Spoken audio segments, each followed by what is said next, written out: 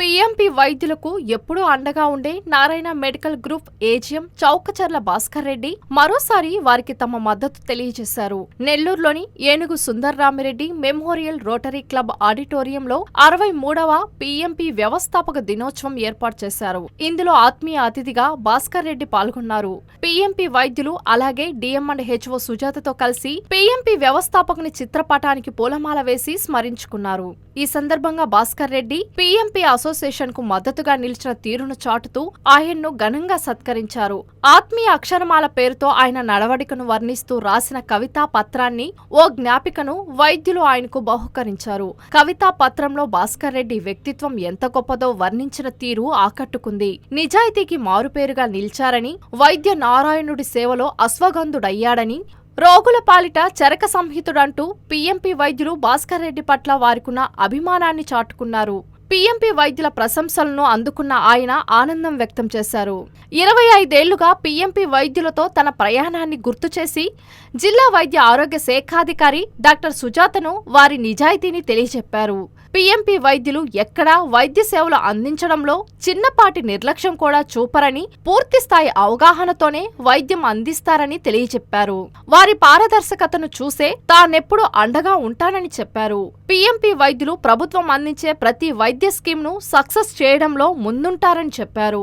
గ్రామీణ ప్రాంత ప్రజలకు వైద్యం అందించడంలో వారిది అందేవేసిన చేయి అంటూ ప్రశంసించారు.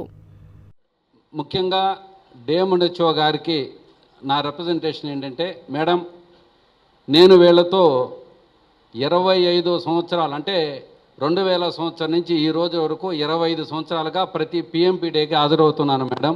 25 ఇయర్స్ నాది ఇక్కడ. అంటే నా కెరీర్ 30 ఇయర్స్ మేడం. నాకు ఈ ఫీల్డ్ 30 ఇయర్స్ కెరీర్ అయితే 25 ఇయర్స్ అంటే 25 సంవత్సరాలుగా వీళ్ళతో జర్నీ చేస్తున్నంటే ఎంత ట్రస్ట్ ఉందో ఆలోచించండి. వీళ్ళు ఇప్పుడు కూడా నెల్లూరు జిల్లాలో మేడం, ఉమ్మడి నెల్లూరు జిల్లాలో దాదాపు 2000 మంది వరకు గ్రామీణ వైద్యులు ఉన్నారు.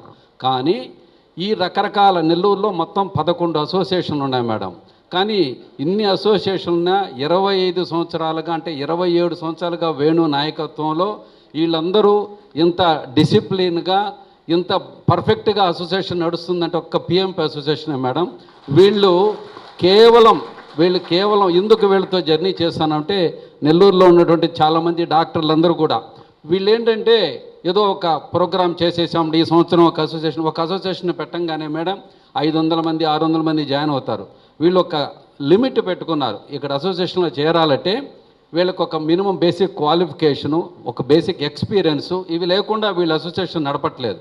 అదిగాక గవర్నమెంట్ ప్రోగ్రామ్స్ ఏదైనా కూడా హెల్త్ ఇష్యూస్ సంబంధించిన ఏ ప్రోగ్రామ్ అయినా పబ్లిక్లోకి తీసుకుపోవాలంటే ఫస్ట్ ఉండేది పిఎంపీలే. ఇందాక వేణు కూడా చాలా పెద్ద లిస్టు చదివాడు. ఇదే కాకుండా వీళ్ళు ఏంటంటే రెగ్యులర్గా యాన్యువల్ డే జరుపుకుంటుంటారు. ఇప్పుడే మీరు ఒక అవయవదానం మీద ఒక పోస్టర్ రిలీజ్ చేశారు. వీళ్ళు ఎవ్రీ ఇయర్ కూడా ఒక మోటో పెట్టుకుంటారు. లాస్ట్ ఇయర్ క్యాన్సర్ మీద పెట్టుకున్నారు.